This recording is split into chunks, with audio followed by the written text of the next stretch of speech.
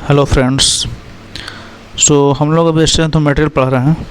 इसका जो third chapter है एसएफडी एंड बीएमडी, ये भी हम लोग कवर कर रहे हैं। Shear force diagram and bending moment diagram, ठीक है। इस चैप्टर का ये थर्ड लेक्चर है। आज इसमें हम लोग पढ़ेंगे शियर फोर्स के बारे में, ठीक है। शियर फोर्स के बारे में एंड बेंडिंग मोमेंट क्या होता है इसके बारे में इसमें पढ़ेंगे, कैसे निकालते हैं शियर फोर्स और बेंडिंग मोमेंट, इसको देखेंगे इसमें। जो नेक्स्ट जो लेक्चर आएगा उसमें हम लोग देखेंगे जो शियर फोर्स डायग्राम है वो कैसे ड्रॉ करते हैं एंड बेंडिंग मोमेंट डायग्राम है वो कैसे ड्रॉ करते हैं, वो नेक्स्ट जो लेक्चर आएगा उसमें हम लोग देखेंगे। जो फर्स्ट टॉपिक है शियर फोर्स, ये क्या होता है? Algebraic sum of all the transverse forces either moving left to right और moving right to left in a span of beam. क्या बोल रहा है? ये कोई बीम है, ठीक है, मान लेते हैं ये कोई बीम है। Algebraic sum of all transverse forces, जितना ट्रांसवर्स फोर्स मतलब अगर हम बीम है इसमें अगर हम इधर से जा रहे हैं तो ये हो गया लॉन्गिट्यूडनल डायरेक्शन, और इसका जो परपेंडिकुलर है ये हो गया ट्रांसवर्स डायरेक्शन। तो ट्रांसवर्स फोर्सेस मीन्स ये बीम का जो परपेंडिकुलर डायरेक्शन में जो फोर्सेस होगा। जैसे अगर ए का बात करें तो यहाँ पे भी ए लग रहा है, जैसे ये देखें यहाँ पे भी ए ऐसे लग रहा है, ये भी परपेंडिकुलर है, इस बीम का परपेंडिकुलर है। एंड ये भी है, ये भी परपेंडिकुलर है, और ये पी जो लग रहा है ये भी परपेंडिकुलर है। में जो भी फोर्सेस जो इसका ट्रांसवर्स डायरेक्शन में लग रहा है बीम का ट्रांसवर्स डायरेक्शन में, तो वो ट्रांसवर्स फोर्सेस हो गया। तो उसका algebraic sum of all transverse forces, सभी का अलजेब्रिक सम, चाहे वो मूविंग इससे इधर मूव करें लेफ़्ट टू राइट या फिर राइट टू लेफ़्ट, ठीक है, वो हो जाएगा शियर फोर्स। ये एग्जांपल से हम समझेंगे। यहाँ पे एग्जांपल देखें तो ये कोई बीम है, ओके, ये सपोर्ट है, रोलर सपोर्ट, और ये हिंज सपोर्ट, इसमें प्री लोड लग रहा है। अगर यहाँ पे देखें तो हिंज सपोर्ट में दो रिएक्शन आता है, एक वर्टिकल में भी ए एंड हॉरिजॉन्टल में एच ए, ये लग गया। एंड यहाँ रोलर सपोर्ट में एक रिएक्शन आता है सिर्फ वर्टिकल, तो भी बी। अब हम क्या करेंगे, जो भी इक्विलिब्रियम कंडीशन हमको जानते हैं, तीन इक्विलिब्रियम कंडीशन बताए थे, sigma F X 0, sigma F Y 0 and sigma M A 0, sigma M equal to 0। पहले हम जो इक्विलिब्रियम कंडीशन है, फर्स्ट जो इक्विलिब्रियम कंडीशन है sigma F X equal to 0 means summation of force in X direction.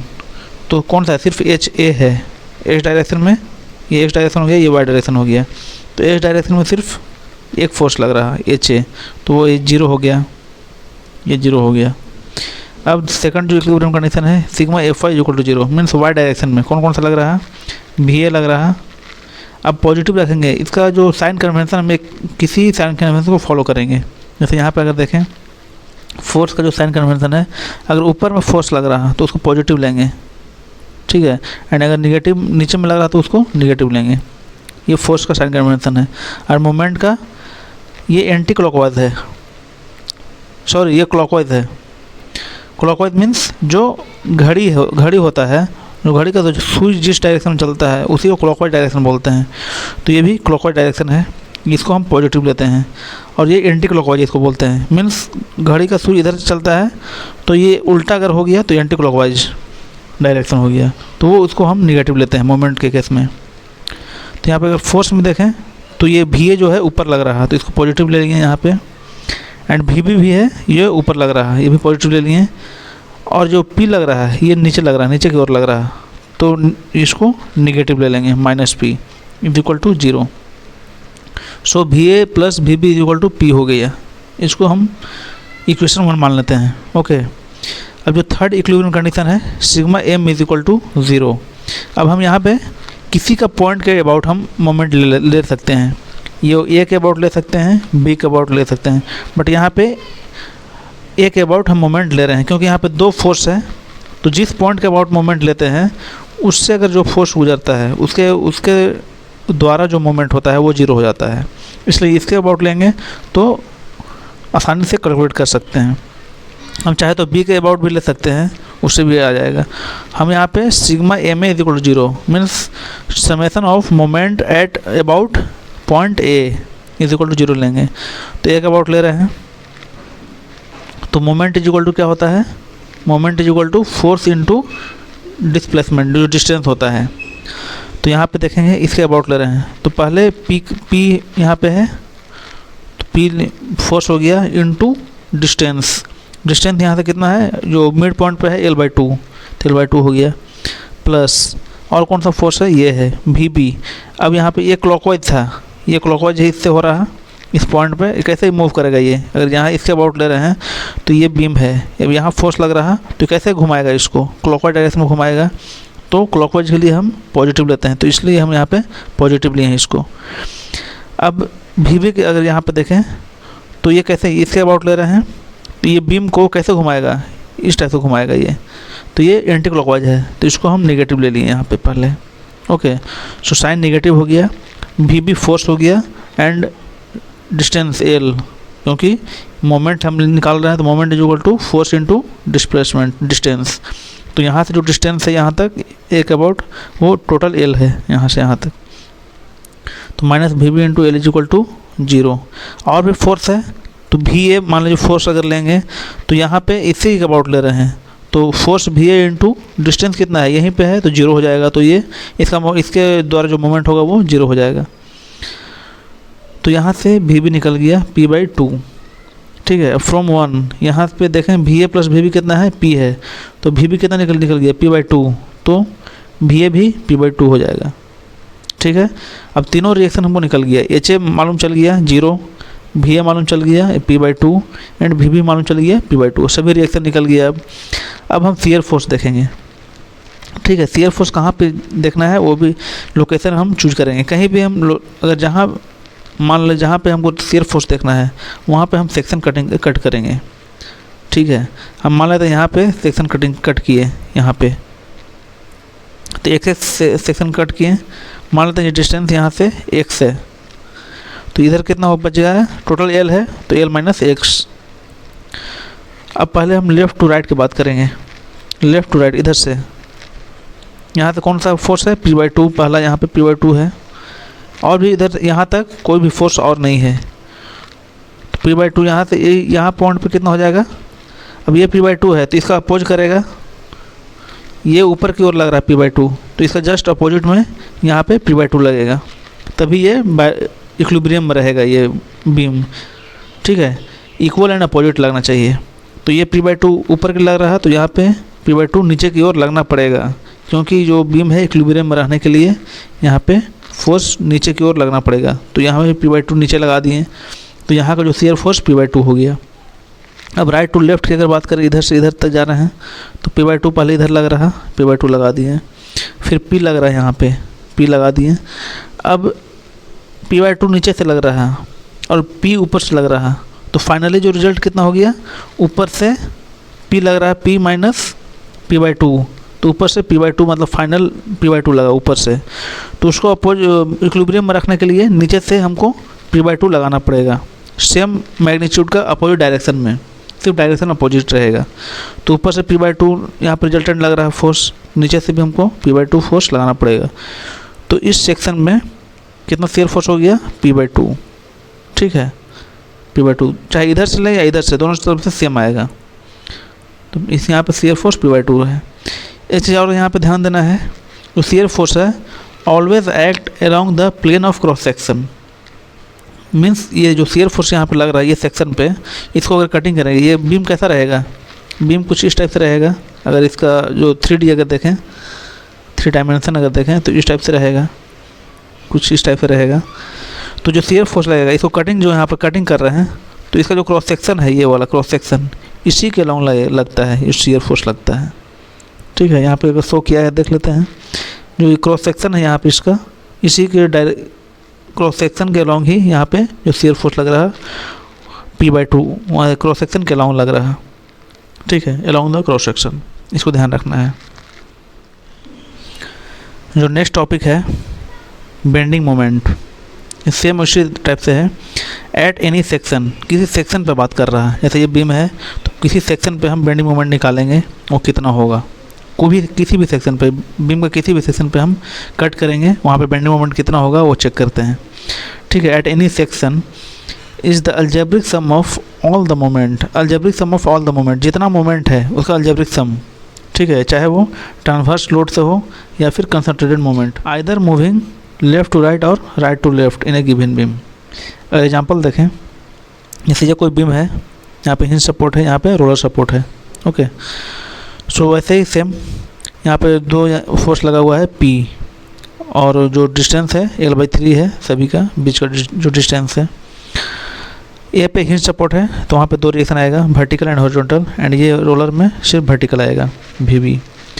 अब equilibrium condition वैसे ही लगाएंगे क्योंकि हमको तीनों रिएक्शन पहले जानना पड़ेगा कितना होगा, ठीक है, इसका मैग्नीट्यूड कितना है वो जानने के लिए हम क्या बोले थे, जो इक्विलिब्रियम कंडीशन है, 3 इक्विलिब्रियम कंडीशन है उसको हम यूज करेंगे और ये तीनों अननोन को हम निकालेंगे, ठीक है। जो फर्स्ट इक्विलिब्रियम कंडीशन था सिग्मा Fx = 0, तो यहाँ पे x डायरेक्शन में सिर्फ एक फोर्स है HA, तो वो 0 हो जाएगा, okay. And sigma Fy 0 second equilibrium condition, तो जो y डायरेक्शन में हम फोर्स देखेंगे तो VA ये ऊपर की ओर लग रहा है तो पॉजिटिव लेंगे, VB ये भी ऊपर की ओर लग रहा है, ये भी पॉजिटिव लेंगे, एक P है ये नीचे की ओर लग रहा है तो -P ले लेंगे, निगेटिव हो गया ये, और ये भी एक P जो है ये भी निगेटिव -P = 0, तो VA + VB कितना आ गया 2P, ये इक्वेशन 1 मान लेते हैं।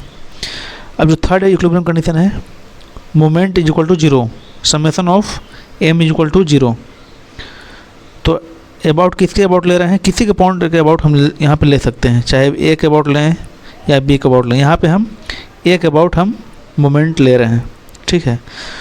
तो इसके अबाउट लेंगे तो ये P के हिसाब, P कैसे है, P इंटू मोमेंट = क्या था, फोर्स इंटू डिस्टेंस, तो ये P कैसे है, ये क्लॉकवाइज, ये बीम को क्लॉकवाइज घुमाएगा इसके अबाउट, तो पॉजिटिव रहेगा ये। P इंटू डिस्टेंस कितना है L/3, इसके द्वारा मोमेंट हो गया, प्लस अलजेब्रिक सम हो रहा है यहाँ पे, तो P इंटू ये P के द्वारा कितना हो रहा है, P इंटू 12/3, यहाँ से जो डिस्टेंस है 12/3 है, ये भी क्लॉकवाइज है तो पॉजिटिव, ये भी पॉजिटिव हो गया। अब ये VB है, ये कैसे घूम रहा है, ये बीम को कैसे घुमाएगा इसके अबाउट, इधर से घुमाएगा, फोर्स ऐसा लग रहा है तो ये कैसे घूमेगा, इस टाइप से घूमेगा, तो एंटी क्लॉकवाइज, तो ये निगेटिव ले लिए, इंटू यहाँ से डिस्टेंस कितना टोटल L है, तो -VB × L = 0, तो यहाँ से कितना आ गया VB, वो P आ गया। अब इक्वेशन 1 से यहाँ कितना था, VA + VB 2P था, तो VB यहाँ पे P आ गया, तो VA कितना हो गया यहाँ पे P, मीन सभी रिएक्शन हम निकाल दिए, VA P हो गया, VB भी P हो गया, एंड HA वो 0 है, ओके। सो तीनों रिएक्शन आ गया। अब यहाँ पे हम मोमेंट देखेंगे, तो मोमेंट किसी सेक्शन पे है, एट एनी सेक्शन। अब कोई सेक्शन पे देखेंगे हम, यहाँ पे ये फोर्स, दोनों फोर्स है उसके बीच में हम एक सेक्शन काटते हैं यहाँ पे, बस एग्जांपल के लिए, कहीं भी सेक्शन पे हम देख सकते हैं मोमेंट, तो इस सेक्शन हम एक्स काटें यहाँ पे, इस सेक्शन पे हम मोमेंट देखना चाहते हैं कितना हो रहा, ठीक है। ये मिड पॉइंट पे हम, ये जो बीम है इसका मिड पॉइंट पे, तो L/2 हो गया यहाँ से डिस्टेंस। अब चाहे तो लेफ़्ट टू राइट लें या फिर राइट टू लेफ़्ट, दोनों से सेम आंसर आएगा।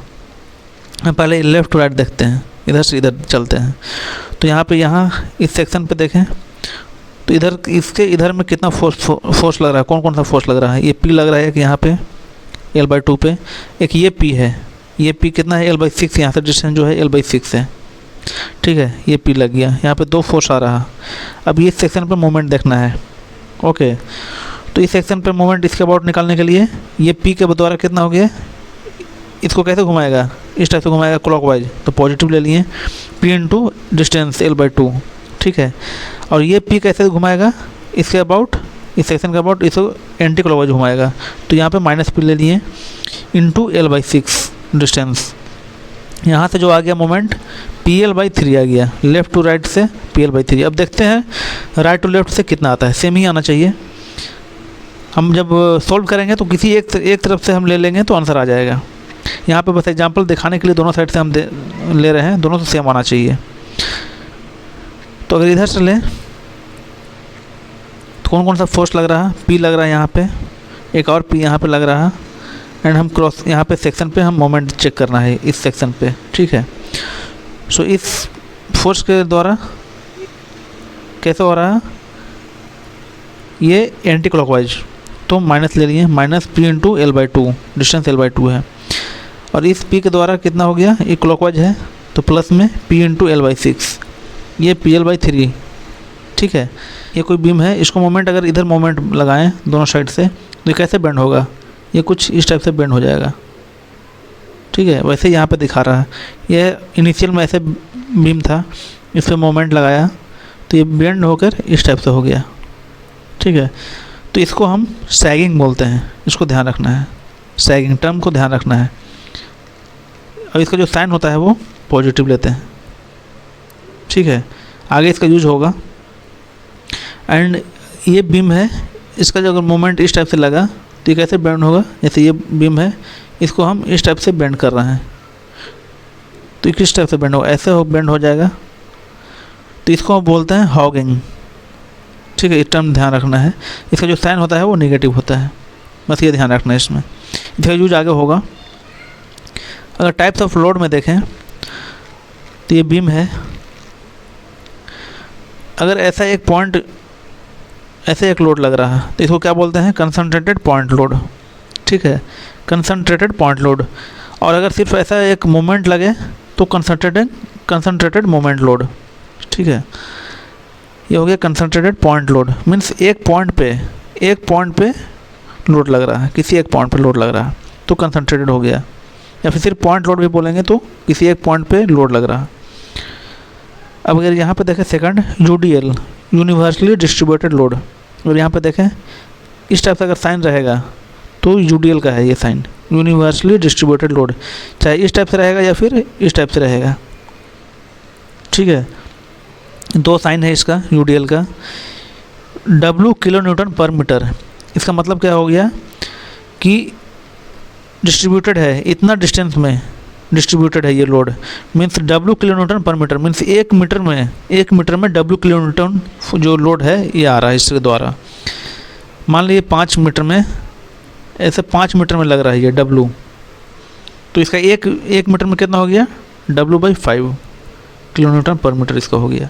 मीन्स एक मीटर में W बाई 5 किलो न्यूटन लग रहा है ये यहाँ पे। इसका मतलब ये हो गया, ये यूडीएल हो गया। तो नेक्स्ट टाइप है लोड का वो UVL, universally varying load. Universally varying load, यहाँ पे देख सकते हैं जो लोड है वेरी कर रहा है धीरे धीरे, इधर में ज़्यादा है, इधर में इससे कम धीरे धीरे कम हो रहा है। तो यूनिवर्सली वेरिंग है, यूनिवर्सली वेरी कर रहा है ये लोड थोड़ा डिस्टेंस पे। इसका जो यूनिट है W किलो न्यूटन पर मीटर।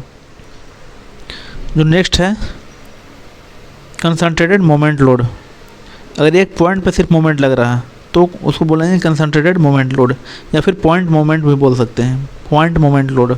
ओके, क्योंकि एक पॉइंट पे लग रहा है ये। अगर यहाँ पे देखें तो इस टाइप से फोर्स लग रहा है, जैसे अगर इसको बड़ा में देखें ये F लग रहा है इधर, इस पॉइंट के अबाउट ये रोटेट करेगा, इसका डिस्टेंस D है, ये भी F लग रहा है, ये भी इधर भी F लग रहा है, तो कैसे होगा, ये घूमेगा इस टाइप से, मोमेंट हो जाएगा, यहाँ पे मोमेंट लगेगा। तो इस मोमेंट का जो मैग्नीट्यूड होगा वो F into D. Okay, and यहाँ पे अगर देखें यूनिफॉर्मली डिस्ट्रीब्यूटेड मोमेंट, यहाँ पे मोमेंट जो है वो डिस्ट्रीब्यूटेड है डिस्टेंस एल डिस्टेंस में, तो इसको यूनिफॉर्मली डिस्ट्रीब्यूटेड मोमेंट भी बोलेंगे। एक क्वेश्चन देखें, डिटरमाइन द सपोर्ट रिएक्शन निकालना है at given SSB, simply supported beam दिया हुआ है, in which UDL is acting as on sound figure. यहाँ पे UDL लग रहा है, यूनिवर्सली डिस्ट्रीब्यूटेड लोड। ठीक है, इसका बेस्ट एग्जांपल जो है, जो हम लोग छत पे जो टाइल्स लगाते हैं, जैसे ये स्लैब हो गया, स्लैब पर टाइल्स लगाते हैं ऊपर से, तो ये भी UDL की तरह ही एक्ट करता है ये। ठीक है, क्योंकि यहाँ इतना डिस्टेंस में ये डिस्ट्रीब्यूट होता है लोड। तो यहाँ पे UDL लग रहा है 20 किलो न्यूटन पर मीटर, 5 मीटर में ये UDL लग रहा है। ठीक है, तो इसको हमको रिएक्शन निकालना है। तो UDL को हम सिंपली क्या करेंगे, एक पॉइंट लोड में कन्वर्ट करेंगे।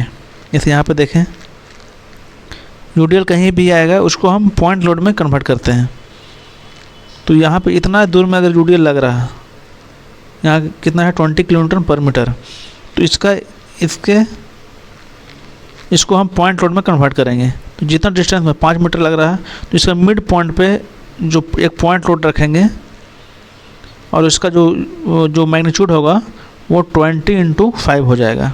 जैसे यहाँ पे देखें, यहाँ पे मिड पॉइंट पे, इसका जस्ट मिड पॉइंट पे जो पॉइंट लोड लगेगा तो इसका जो वैल्यू हो जाएगा यहाँ पे 20 किलोमीटर रहेगा, तो 20 × कितना डिस्टेंस में यूडीएल लग रहा है × 5, तो 100 किलोमीटर का एक लोड लगा देंगे, पॉइंट लोड इसका मिड पॉइंट पे, तो इसके बराबर एक्ट करेगा। एट सेंट्रॉइड पे मीन्स मिड पॉइंट पे फोर्स लगेगा। ठीक है, तो इसको हटा के यूडीएल को हटा के हम सिंपली पॉइंट लोड को ऐड कर देंगे मिड पॉइंट पे।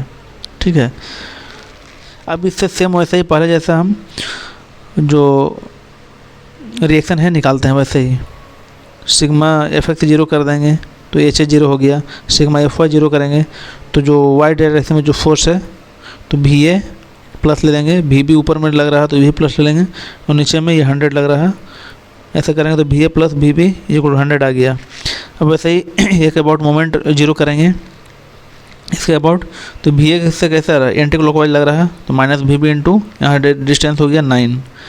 वैसे ही 100 ये क्लॉकवाइज है तो प्लस ले लेंगे 100 × 4.5, यहाँ से जो डिस्टेंस होगा 4.5 क्योंकि मिड पॉइंट पे ही है, इज इक्वल टू 0 करेंगे यहाँ से वी बी 50 किलोमीटर आ गया यहाँ से।